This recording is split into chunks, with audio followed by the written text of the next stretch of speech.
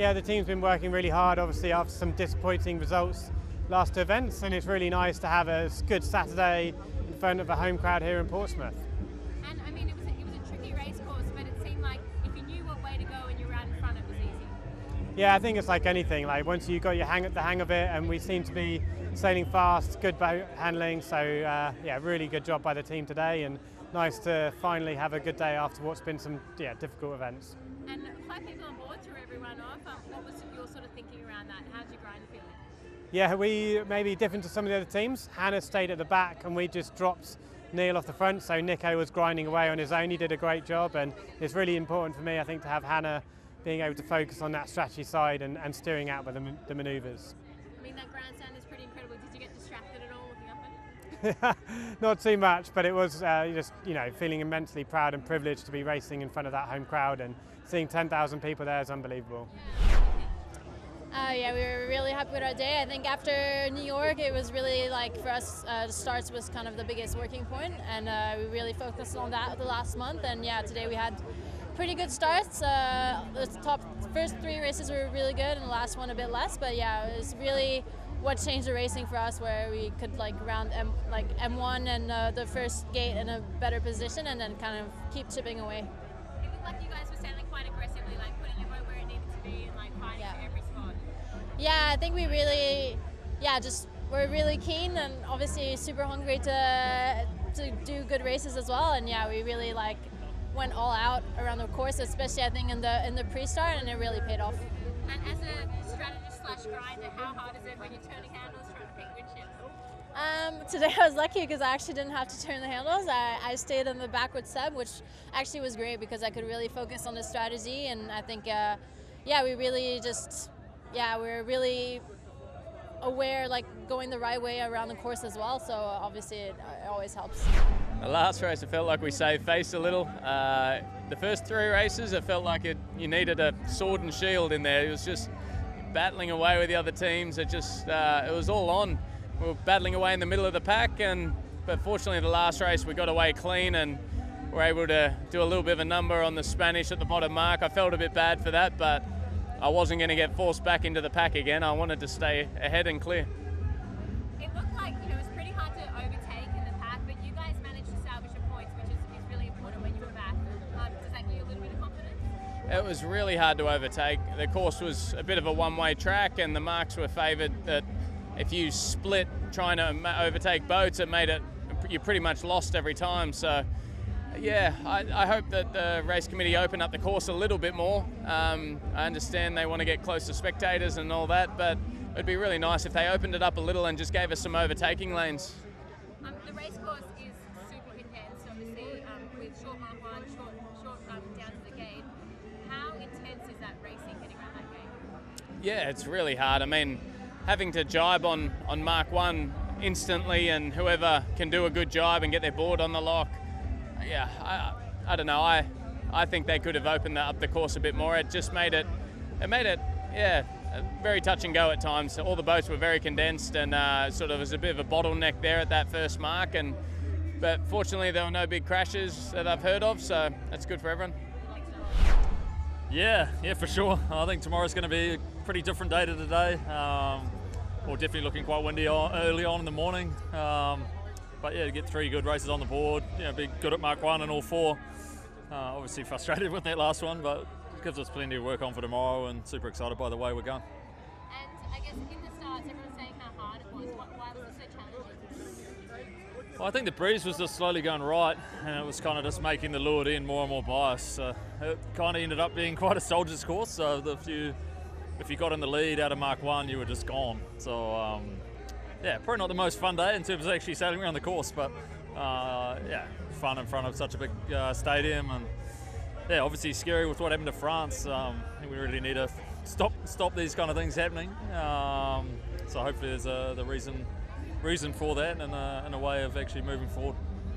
You guys had a pretty good New York on the L-boards, back on the T-foils here. Feels like Leo's up and running and tuned in. Yeah, we're super happy with the T-foils, super happy with the progress we're making there. I don't think anyone thought we were going to sail 5 up all day, so that was definitely a little spanner in the works and a little bit of adjustment, but really happy all in all.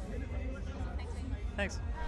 I think we try to keep it simple. After New York, we analyzed quite a bit what we have done. For sure, for us, it's great to go back to the T-foils. It's something that, of course, we have less experience on the L foils, and the T are a little bit leveling up the level. So yeah, for sure, we are happy so far. We did some good starts, some good races as well. So yeah, can't complain for today. Yeah, so we had an up and down day, as you say. We got some good starts. I think 3 good starts, which is good. Through the course, we felt like if we were keeping it simple, we were going quick and coming back. But in a couple of situations, we pushed it too much and lost a lot of points today. So yeah. It looked like the only way that you were going to get overtaken on that racetrack is if you made a mistake, and everyone was making some out there. Yeah, definitely. You could push some situations, but also the fact that we were 5 up out there changed things a little bit. These boats, in these conditions, 5 up, like we cannot do the same things so precisely as we do with 6. And yeah, we didn't manage that super well today.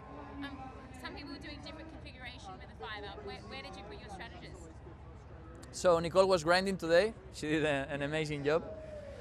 Some teams kept it in the same place, having less power on the handles. But yeah, that's how we thought it was going to work the best. We'll debrief it. We'll see.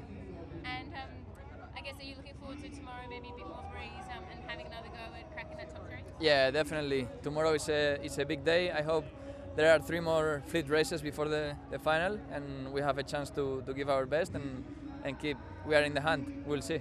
I think, yeah, we warmed up pretty well, and then when racing came, we just didn't quite pull the races together. We unfortunately we got overtaken a lot, and we also struggled to getting off the start line in 2 races, and then we didn't have the speed to overtake anyone. We just struggled today, and we need to go have a look at the data before we can tell why. And in general, the start looks quite different to some of the races we've seen in the past. Why was it so challenging? It was just challenging because the first leg was so short, and you had to jibe right away, and only the ones that pulled off a good jibe got away. The rest we got stuck and couldn't quite get going and so on. And we only managed to pull off 1 good jibe out of those 4, and it hurt us today. For sure, the start was really difficult, I think, for Eric to get a good overview. But yeah, we managed quite well in the last one. It was good to end on a high. And we'll look into it and see what we can do better in the starts tomorrow. It looked like a race course, there was just no overtaking lanes if you were out the back. How frustrating was that? Yeah, really frustrating, especially with a bad start. We saw most of the teams that came around Mark 1 in the first place. They also won the race, and there's really not a lot of windows to catch up. So that was quite tough with always a bad start, but we'll get there. It was quite terrible, honestly. We didn't get the transitions between the lighter winds and more breeze very well, and yeah, just the big picture, we just totally lost it, and then just like recovering from every decision was always another mistake. So it was a pretty tough day for us today.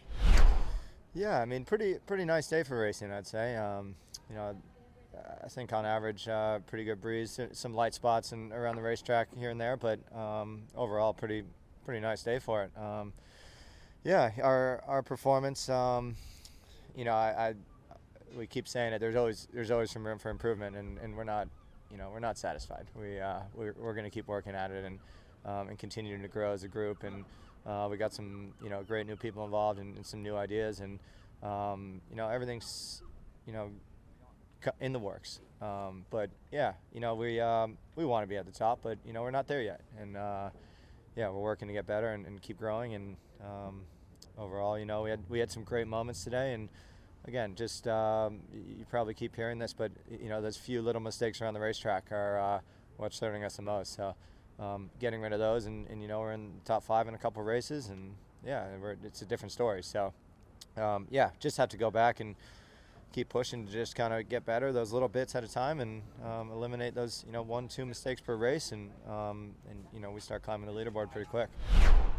Yeah, it's fair to say we're pretty disappointed with the day for sure. Just in the melee, really, in traffic, picking up penalties, dodging boats, had a few wobbles, a few crash downs, didn't get off the line. The whole works, plenty to look at. What do you do now? You go back sort of the drawing board and look at the data? I think we let our frustration manifest a little bit, and then I think the key overnight is really to not throw too many toys out with any dishwater. We know what we know we're capable.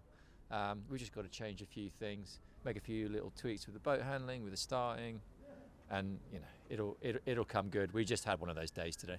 Fantastic. And then the conditions overall, and looking forward to tomorrow. Yeah, conditions were pretty good for racing today. It was at times pretty light and super small course, given the number of boats we had and the obstacles that we were dodging. It wasn't a normal race course, put it that way. It felt like different racing today.